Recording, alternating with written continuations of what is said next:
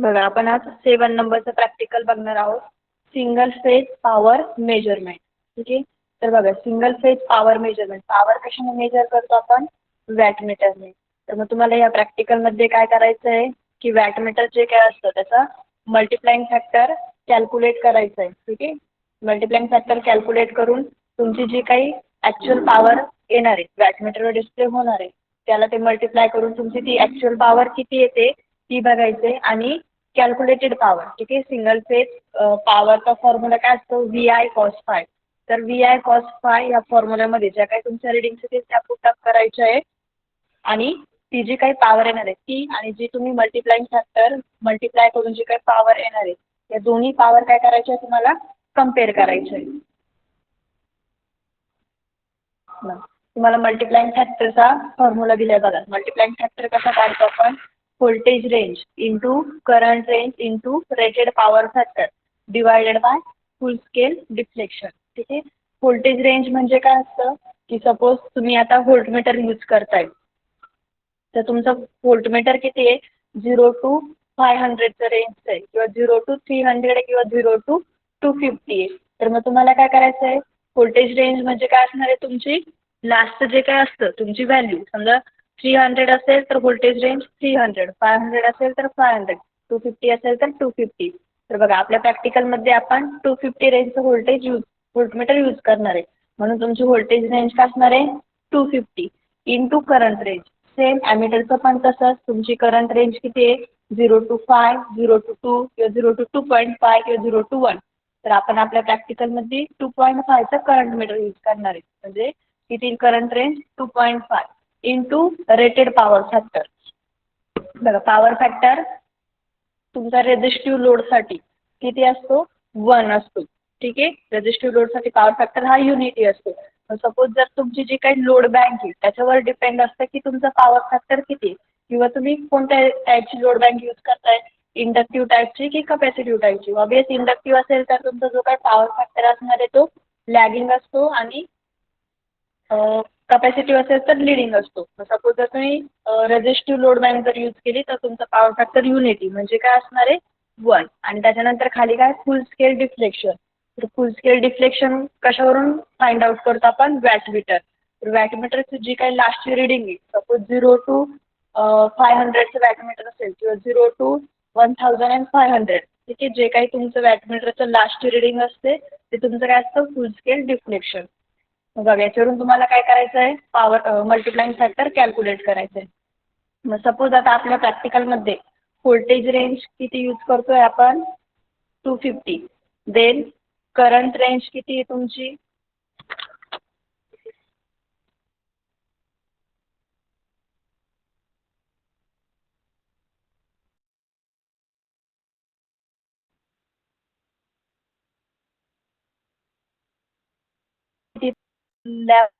करणार आहोत यूज करणार आपल्या act as a resistive load. ठीक आहे. म्हणजे आपला पॉवर फॅक्टर असणार आहे 1 is equal to divide by काय करायचं त्याला? वॅटमीटरचा फुल स्केल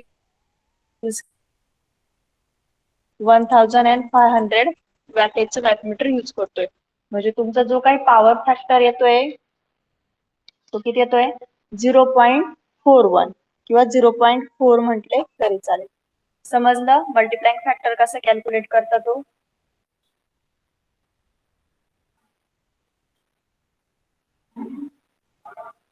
समजलं का? Yes ma'am. Okay.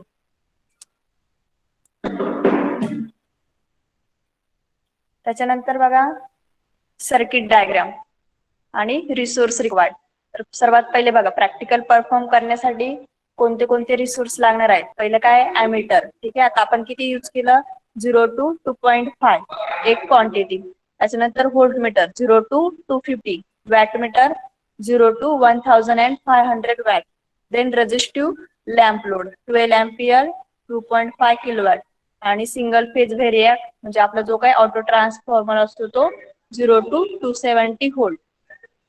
Circuit diagram बघा काय केलेलं आहे? Single phase 230-50 hertz AC supply सर्किटला प्रोव्हाइड केलेला आहे. त्याच्यानंतर हा सिम्बॉल कसला आहे? ऑटो ट्रान्सफॉर्मरचा.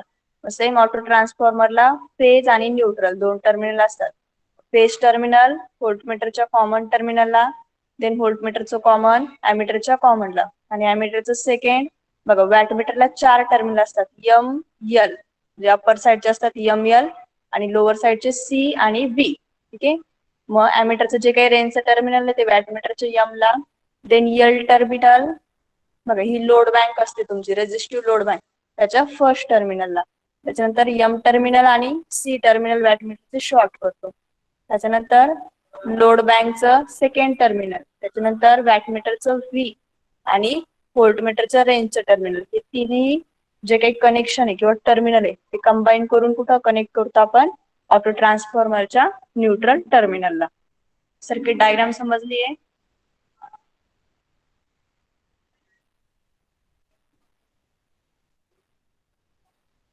समजली का सर्किट डायग्राम?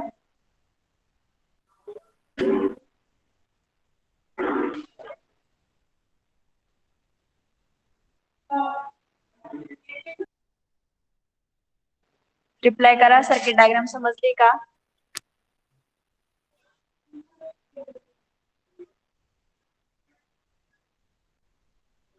ठीक आहे. याच्या थ्रू आपण काय करणार आहे कनेक्शन करणार आहे. कनेक्शनच्या वेळेस तुम्हाला बेटर अंडरस्टँड होईल. त्याच्यानंतर ऑब्झर्वेशन अँड कॅल्क्युलेशन. तर बघा तुम्हाला जेव्हा तुम्ही रिडिंग्स घेतात त्याच्या अगोदर तुम्हाला काय करावं लागतं मल्टिप्लाइंग फॅक्टर कॅल्क्युलेट करावा लागतो, जो की आता आपण कॅल्क्युलेट केलाय. व्होल्टेज रेंज किती 250, देन करंट रेंज किती तुमची 2.5 and rated power factor 1 divide by 1500. म्हणजे तुमचा जो काही मल्टिप्लाइंग फॅक्टर आलाय तो किती आहे 0.41. बघा इथे दिले for resistive load cos phi, म्हणजे हा जो काही तुमचा पॉवर फॅक्टर आहे तो 1 असतो. त्याच्यानंतर बघा ऑब्झर्वेशन टेबल मध्ये तुम्हाला काय काय ऑब्झर्व करायचंय ॲमीटर रिडिंग, ॲमीटरवर शो होईल, देन व्होल्टमीटर रिडिंग व्होल्टमीटरवर शो होईल, देन कॅल्क्युलेटेड पॉवर. बघ कॅल्क्युलेटेड पॉवर म्हणजे V into I into cos of five, म्हणजे काय ॲमीटरची रिडिंग, किंवा V म्हणजे काय व्होल्टमीटर रिडिंग, देन आय म्हणजे ammeter reading into cos of five, म्हणजे तुमचा जो काही पॉवर फॅक्टर आहे 1 त्याच्या थ्रू तुम्ही काय करणार इथली पॉवर कॅल्क्युलेट करणार आहात. त्याच्यानंतर वॅटमीटर रिडिंग, आपण जे काही वॅटमीटर कनेक्ट केलेलं आहे त्याच्यावर किती रिडिंग शो होते तुम्ही इथे राईट डाऊन करणार आहे. आणि ऍक्च्युअल मेजर्ड पॉवर, ठीक आहे, म्हणजे इथे काय दिलंय W इंटू एम एम. मग हा W कोणता असणार आहे जो काही तुमचा वॅटमीटर रिडिंग शो करतोय तो, इंटू एम एफ म्हणजे मल्टिप्लाइंग फॅक्टर 0.41. जे काही तुमचं वॅटमीटरचं रिडिंग येणार त्याला मल्टिप्लाइंग फॅक्टर करायचं. त्याच्यानंतर ऍक्च्युअल मेजर्ड पॉवर आणि कॅल्क्युलेटेड पॉवर या दोन्ही पॉवर काय करायचे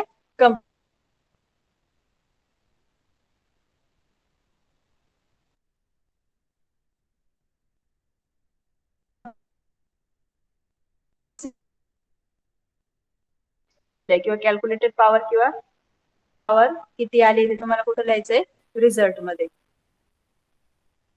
थेरॉटिकल पार्ट समजलाय का सर्वांना?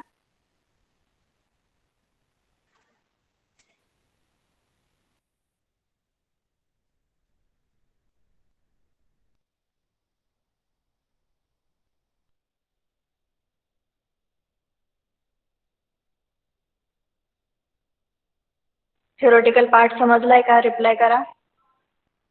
Yes teacher. ओके.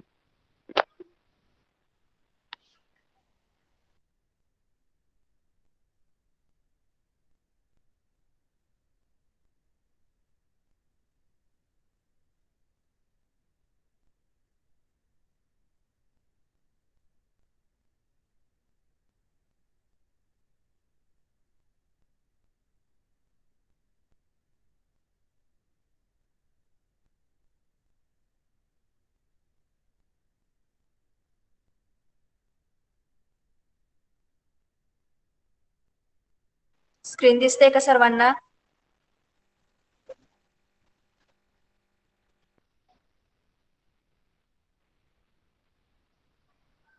रिप्लाय करा. स्क्रीन दिसते? Yes ma'am. Yes ma'am. बघा सर्किट डायग्राम दिसते त्याच्यामध्ये बघा काय केलेलं आहे पहिले फेज टर्मिनल आहे ऑटो ट्रान्सफॉर्मर. पहिले काय केलंय, सिंगल फेज 230 व्होल्ट सप्लाय दिलेला आहे. बघा आपण कनेक्शन करू. काय सिंगल फेज 230 व्होल्ट सप्लाय दिलेला आहे. ठीक आहे. त्याच्यानंतर बघा जे काही ऑटो ट्रान्सफॉर्मरचं तुमचं फेज टर्मिनल आहे ते कुठे केलंय, व्होल्टमीटरच्या कॉमन टर्मिनलला. बघा ऑटो ट्रान्सफॉर्मर कनेक्ट केलेला आहे. त्याचे दोन टर्मिनल, फेज आणि न्यूट्रल. बघा हे जे काही फेज टर्मिनल आहे हे पहिले कुठं कनेक्ट केलेलं आहे बघा, व्होल्टमीटरच्या कॉमन टर्मिनल. त्याच्यानंतर व्होल्टमीटरचं कॉमन टर्मिनल आहे ॲमीटरच्या कॉमन टर्मिनल. बघा व्होल्टमीटरचं कॉमन टर्मिनल आहे बघा कुठं कनेक्ट केलेलं आहे, ॲमीटरच्या कॉमन टर्मिनल. त्याच्यानंतर ॲमीटरचं सेकंड टर्मिनल जे आहे बघा, वॅटमीटरचा सिम्बॉल आहे त्याचं एम टर्मिनल. ॲमीटरचं सेकंड म्हणजे रेंजचं टर्मिनल. हे कुठं कनेक्ट केलेलं आहे, वॅटमीटरच्या एम टर्मिनल. ठीक आहे. बघा 4 टर्मिनल आहे, एम, एल, सी आणि बी. बघा वॅटमीटरचं एम टर्मिनल. त्याच्यानंतर वॅटमीटरचं एम टर्मिनल आणि सी टर्मिनल हे दोघं काय केलेले, शॉर्ट केलेले. त्याच्यानंतर वॅटमीटरचं एल टर्मिनल कुठं कनेक्ट केलेलं आहे, लोडच्या फर्स्ट टर्मिनलला. वॅटमीटरचं हे काय, एल टर्मिनल. बघा हे कुठं कनेक्ट केलेलं आहे तुम्ही, लोडच्या फर्स्ट टर्मिनल. बघा हा काय तुमचा रेझिस्टिव्ह लोड बँड. ठीक आहे. त्याच्यानंतर लोडचं जे काही सेकंड टर्मिनल आहे, लोडचं सेकंड कुठं कनेक्ट केलेलं आहे, वॅटमीटरच्या सी टर्मिनलला. त्याच्यानंतर व्होल्टमीटरच्या रेंज टर्मिनलला. त्याच्यानंतर ऑटो ट्रान्सफॉर्मरच्या न्यूट्रलला. बघा काय केलेलं आहे, लोडचं जे काही सेकंड आहे वॅटमीटरच्या व्ही टर्मिनलला. त्याच्यानंतर तिथून व्होल्टमीटरच्या रेंजच्या टर्मिनलला आणि तिथून परत कुठे, ऑटो ट्रान्सफॉर्मरच्या न्यूट्रलला. समजले इथपर्यंत कनेक्शन? समजले का? Yes teacher. ओके. आता बघा तुमची प्रोसिजर काय आहे, सप्लाय ऑन करायचा. त्याच्यानंतर gradually increase the output of auto transformer up to the rated voltage. म्हणजे तुम्हाला काय करायचं आहे, with the help of auto transformer हा जो काही नॉब आहे त्याच्या थ्रू तुम्हाला काय करायचं आहे, व्होल्टेज व्हॅरी करायचंय. रेटेड व्होल्टेज म्हणजे किती, आपल्या सप्लाय व्होल्टेज किती आहे, 230 व्होल्ट. म्हणजे 230 व्होल्ट पर्यंत व्हॅरी करायचंय. त्याच्यानंतर switch on the load switch. Okay. मग बघा ही तुमची जी काही लोड बँक आहे त्याच्यामध्ये बघा लॅम्प कनेक्ट केलेले आहे. ठीक आहे. हा फर्स्ट लोड स्विच आहे. त्याच्यानंतर हा सेकंड इकडे दिलाय, हा थर्ड आणि हा लास्टचा काय, फोर्थ. हे जे काही तुमचे लोड स्विचेस आहेत त्याच्यातून तुम्हाला एक एक काय करायचं आहे, ऑन करायचं आहे. फर्स्ट रिडिंगला फर्स्ट, सेकंड रिडिंगला सेकंड, असे सायमल्टेनियसली तुम्हाला काय काय करायचं, एक एक ऑन करायचं आहे.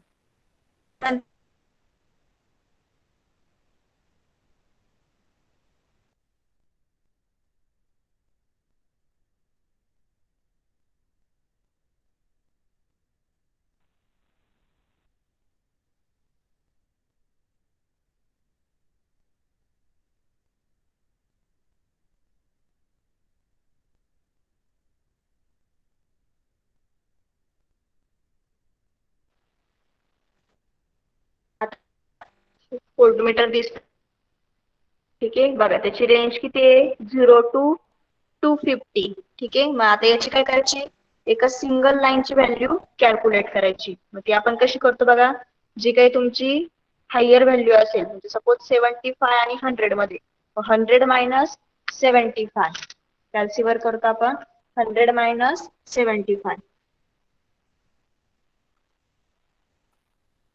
बघा 25 डिवाइड बाय त्या दोघांमध्ये नंबर ऑफ लाईन्स किती आहे, 10. त्या काउंट करतो आपण. मग डिवाइड बाय काय करतो, 10 म्हणजे 2.5. म्हणजे बघा तुमची जी काही एका सिंगल लाईनची व्हॅल्यू आहे ती किती येते, 2.5. समजलं व्होल्टमीटरच्या एका सिंगल लाईनची व्हॅल्यू कशी कॅल्क्युलेट केली ते.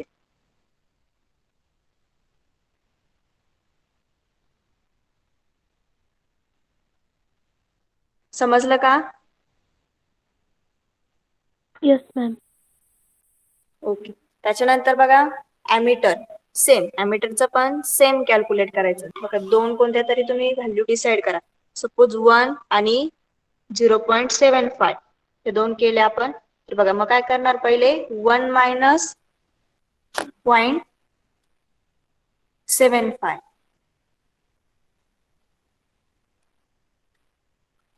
किती येते 0.25 is equal to divide by त्या दोघांमध्ये किती लाईन्स आहेत 10 म्हणजे एका लाईनची व्हॅल्यू किती ते 0.025 आणि त्याच्यानंतर थर्ड आहे वॅटमीटर.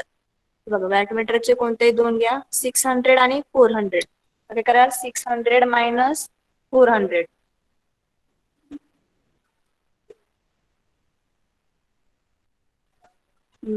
डिवाइड बाय 10 म्हणजे वॅटमीटरच्या एका लाईनची व्हॅल्यू किती आहे 20. ठीक आहे. व्होल्टमीटरची किती आहे 2.5. ॲमीटरची किती आहे 0.025 आणि वॅटमीटरची 20. ठीक आहे. तर आता जेव्हा तुम्ही रिडिंग्स घेणार आहे तेव्हा तुम्हाला ह्या व्हॅल्यू लागतील. बघा ऍज पर प्रोसिजर आपण रिडिंग्स घेऊ. पहिले काय करायचा सप्लाय ऑन करायचा. त्याच्यानंतर with the help of knob auto ट्रान्सफॉर्मरचं नॉब व्होल्टेज काय करायचं व्हॅरी करायचंय up to the rated voltage म्हणजे किती 230 व्होल्ट पर्यंत. बघ व्होल्टमीटर तुम्हाला शो होत आहे. आपलं व्होल्टमीटर रिडिंग किती आहे 230.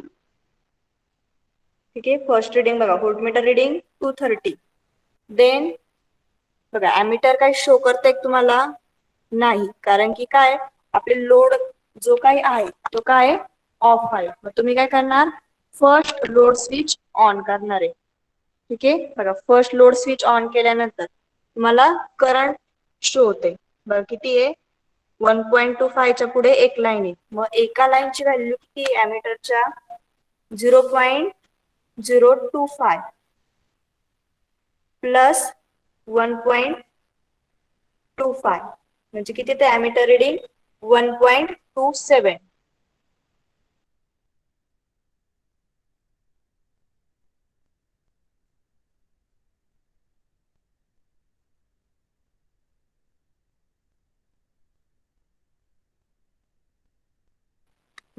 ॲमीटर रिडिंग किती आली 1.27 आणि त्याच्यानंतर वॅटमीटर रिडिंग बघा किती लाईन्स पुढे 200च्या 5 6 7 लाईन्स पुढे.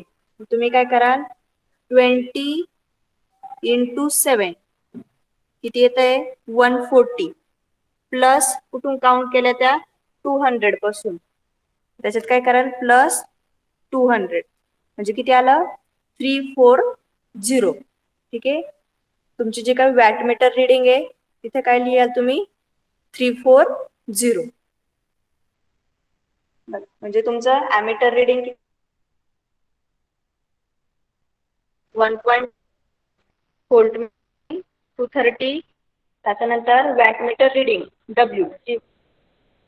याच्यावरून तुम्हाला काय करायचंय कॅल्क्युलेटेड पॉवर काढायची. समजलं का फर्स्ट रिडिंग कसं घेतलं ते Yes, teacher. Then second reading 230 input voltage दिलेले. आता सेकंड रिडिंग घेताना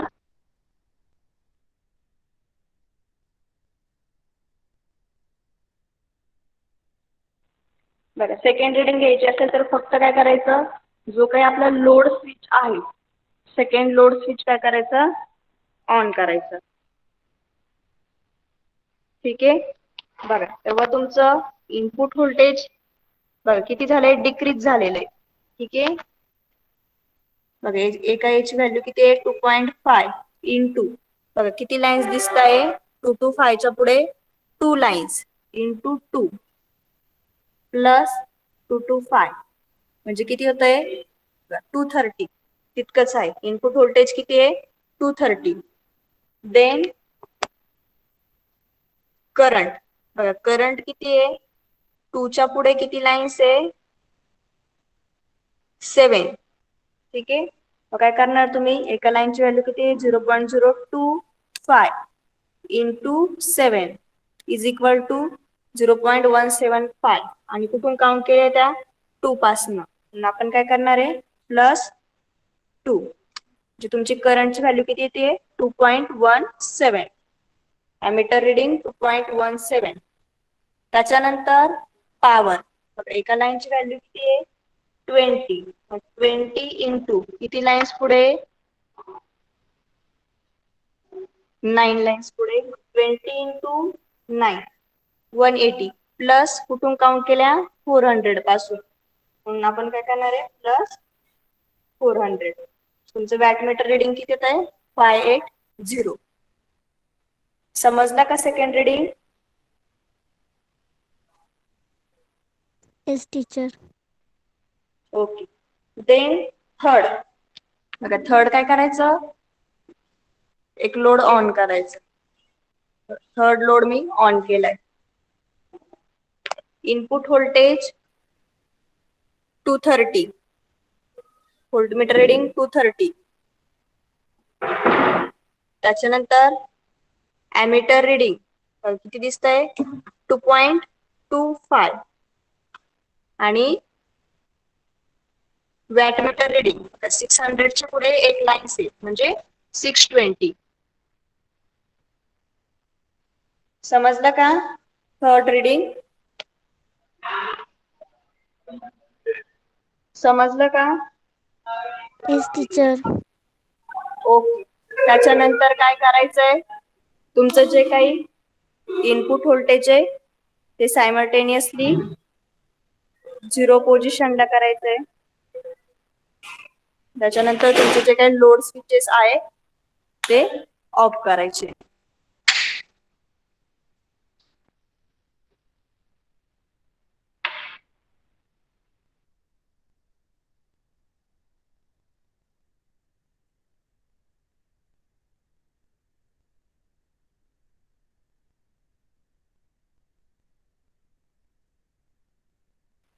आता तुम्ही ज्या काही रिडिंग्स घेतल्या त्या कुठे राईट डाऊन करायच्या आहे ऑब्झर्वेशन टेबल मध्ये.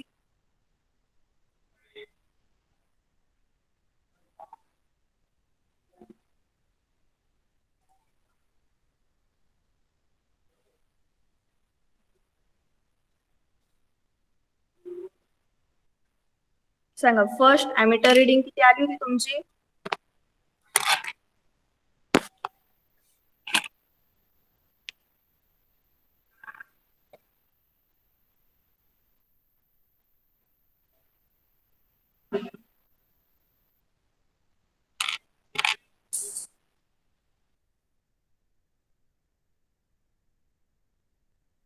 ॲमीटर रिडिंग सांगा. 1.27. 1.27. Then voltmeter reading 230.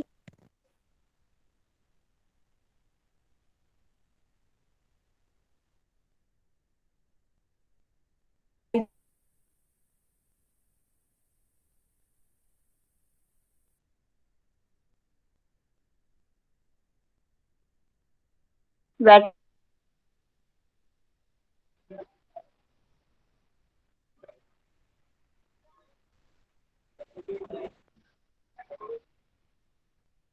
Shreya wattmeter reading किती होती? 340. मेजर ते तुम्हाला काय करायचंय कॅल्क्युलेट करायचंय W इंटू, म्हणजे तुम्ही काय करणार आहात इथे W वॅटमीटरची रिडिंग आलेली म्हणजे 340 इंटू मल्टिप्लाइंग फॅक्टर किती होता आपला 0. ठीक आहे बघा म्हणजे काय येईल ammeter reading 1.27, then voltmeter reading 230, then calculated power VI cos phi, V किती तुमचा 230,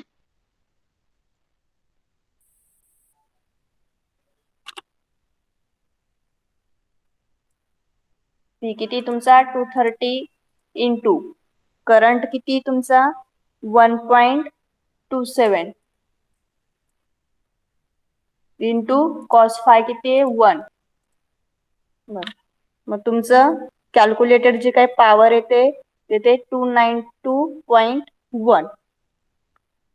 वॅटमीटर रिडिंग 340 आणि देन W इंटू MF म्हणजे वॅटमीटर रीडिंग किती तुमची 340 इंटू मल्टिप्लाइंग फॅक्टर 0.41 म्हणजे किती येते 139.4. बघा तुमची जी काही कॅल्क्युलेटेड पॉवर आली आहे ती किती येते 292.1 आणि जे काही तुम्ही ऍक्च्युअल पॉवर मेजर केली मल्टिप्लाइंग फॅक्टर इंटू करून तर ती किती येते बघा 139.4. त्याच्यानंतर सेकंड रीडिंग सांगा. ॲमीटर रीडिंग किती आहे 2.17. 2.17. Input voltage 230. बघा काय कराल 2.17 230 इंटू 2.17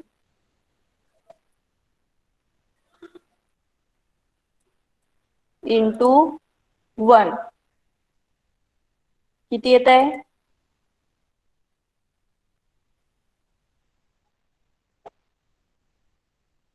499.1. हा करेक्ट 499.1. त्याच्यानंतर वॅटमीटर रीडिंग डब्ल्यू किती होता तुमचा 580.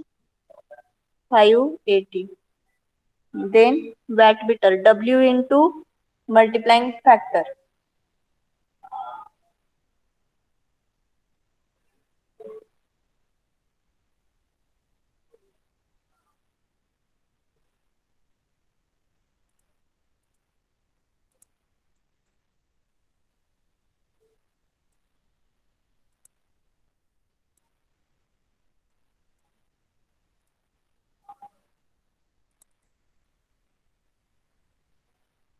580 इंटू 0.41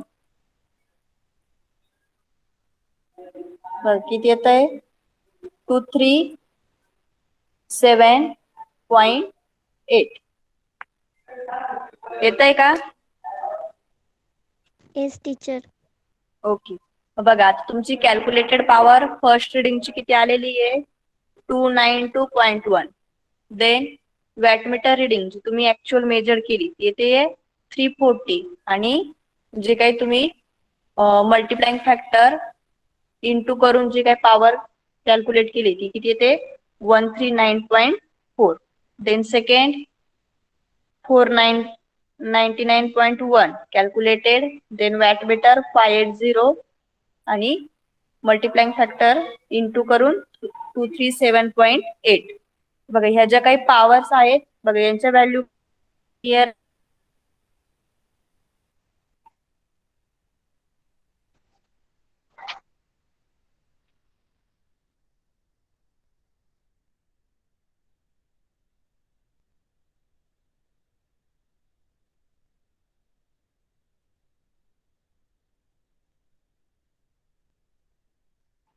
समजतंय का